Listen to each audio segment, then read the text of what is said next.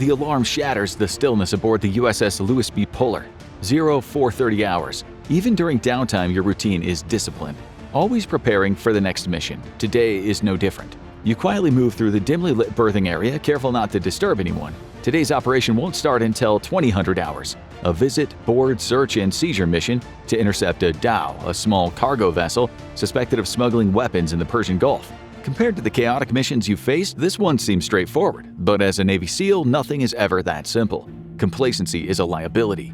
So your day starts before dawn. At 0500, it's time to hit the makeshift gym on the USS Puller. This floating gym might not be able to compare to some of the state-of-the-art facilities you've trained in, but it will very much serve its purpose. Today is lift day, part of your 4-day workout routine that keeps you sharp no matter where you are. Whether you're in the Navy SEAL training base of Coronado, or in a conflict zone, or an 87,000-ton expeditionary sea base in the middle of the ocean, this routine keeps you sharp and adaptable, ready for the challenges you face. You make every rep count. After all, if the grueling months of BUDS, Basic Underwater Demolition SEAL training, have taught you anything, it's that how you train matters just as much as whether you train at all. Well, that and how to survive hell. By 0600 hours, you're done with your training. This is nothing compared to your team physical training days with their 6-mile runs, 3-mile swims, and a close-quarter combat training, but it still keeps you sharp. By 0610 hours, you're in the shower scrubbing away all the sweat from your workout. The hot water is a welcome relief, giving you a moment of calm before the day ramps up. You never truly appreciated these small comforts until you face the relentless demands of Hell Week and the infamous 6-day series of drills. Back then, the cold water was more than just uncomfortable, it was an unyielding adversary that tested every ounce of your willpower. But somehow you pushed through, and now the hot water feels like a luxury, a stark contrast to the soul-crushing immersion that once dominated your days.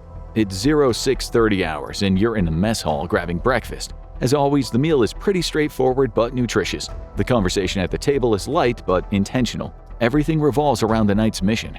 At 0700 hours, you perform a quick gear check. You inspect your M4A1 carbine, ensuring everything is properly cleaned and loaded. Next, you give your sidearm a quick once-over, ensuring it's also in top condition. It's your trusty Sig Sauer P226R, engraved with an anchor on the side, a proud designation of a Navy Special Warfare pistol. Then you move on to your tactical gear. You check your tactical vest, ammunition, and since this will be a night mission, you pay special attention to one piece of gear: your L3 ground panoramic night vision goggles, which the government spent over $40,000 on. That's the thing about serving as a SEAL, you get access to some of the best technology available. By 0800 hours, you've checked all your equipment, the tactical flashlights, the breaching tools, the climbing, and the diving gear. With most of the team up, it's time for some refresher drills and skills reinforcement. What most people don't know about the Navy SEALs is that every single operation and every single movement is meticulously planned and extensively practiced. Sure, it's fun for the movies to show you as some sort of godlike figure who can just wing it, but the reality is far more structured and disciplined. Every maneuver, every tactic in each piece of equipment has a purpose and a plan. Today's drills are all about ensuring that every move on that dhow is second nature, and every communication is crystal clear, and that every tactic from boarding procedures to room clearing is flawlessly executed. It's this repetitive honing of your skills, the constant refining, and the shared understanding with your team that turn high-stakes missions into routine operations, even in the chaos of the unknown. So you put yourself back into the visit, board, search, and seizure training. You go through all the standard operating procedures, the tactical vessel approach, the boarding, and the follow-on movement, revisiting each step carefully. You also revisit procedures for casualty evacuation, tackle primary breaching considerations, and practice post-assault procedures. You've got an hour or two to kill before the tactical briefing, so you grab a quick snack and take a well-deserved break. At 1100 hours, the briefing room fills with the low hum of conversations and the shuffle of feet. Most of the planning had already been taken care of in the days leading up to the mission. After all, SEALs are always acutely aware of how much time they have to prepare, and they use every minute efficiently. Today's goal: intercept and board a dhow suspected of smuggling weapons in the Persian Gulf. The approach: a high-speed boat insertion at night. The briefing focuses on key aspects: insertion and extraction strategies, enemy capabilities, and reaction times. You'll hit the target under the cover of darkness to minimize detection. The dhow's crew is expected to be small, but hostility is a possibility. You review your exfil window, how long until the enemy reacts, and how fast you'll need to get out once the operation is complete. Contingency plans are the lifeblood of missions. What if the boat fails? What if a team member goes overboard? You run through every what if, ensuring the team knows how to react if things go south. The briefing ensures every SEAL is crystal clear on their role. Every maneuver is rehearsed mentally, and every plan is adaptable to the unknown.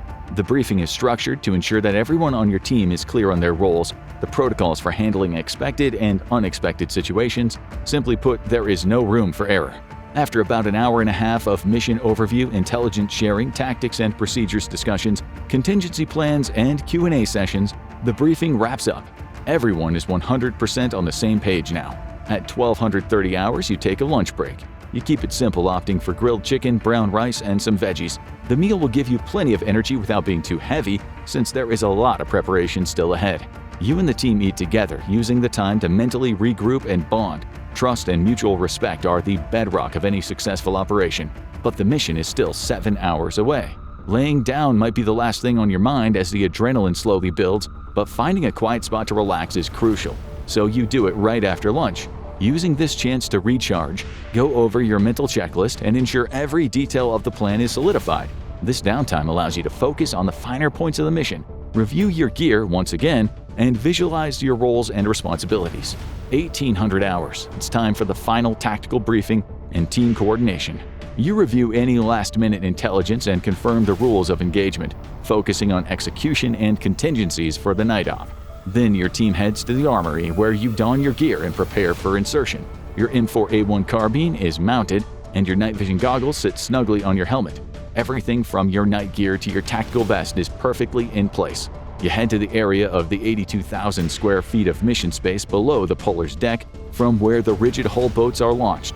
You board the 36-foot-long Naval Special Warfare, or NSW, rigid hull inflatable boat and set off toward the Dow at a speed of approximately 45 knots.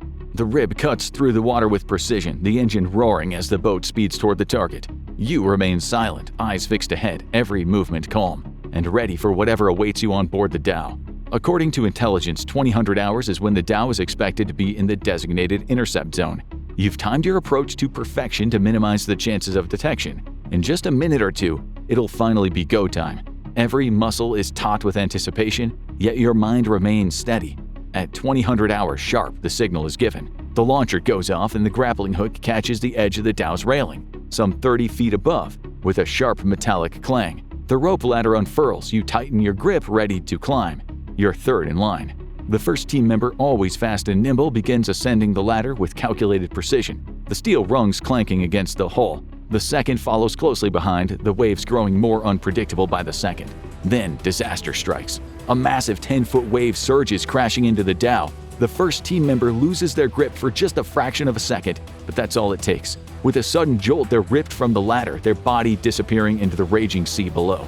With no hesitation, the operator behind them dives in immediately, plunging into the dark, icy water. After all, that's what the contingency protocol for such an incident called for. Your heart pounds in your chest, but you remain still, focused on the mission at hand. After a few moments, you hear a sharp gasp over the comms, followed by a breathless voice confirming contact. The second operator has reached the first, and they are both alive and well. It's a close call, but there is no time to dwell on it. You're already back in the zone, advancing up the ladder. One by one, you all reach the top of the Dow. The top deck is eerily silent as the team moves through it. In a matter of minutes, the main deck area is clear, with your point man taking control of the vessel's navigation. For now, 2 passengers are apprehended, and resistance is minimal. The tensions, however, are still very much high. You all know this quiet might be deceptive. You've been here before. A ship that feels too empty, a mission that seems to go too smoothly. Your instincts scream at you to stay sharp. Topside secured, beginning internal sweep, is announced over the comms. As you descend to the narrow stairwell leading below deck, your high-tech goggles glowing in the blackness, you hear shuffling feet and the team halts. A door creaks open ahead.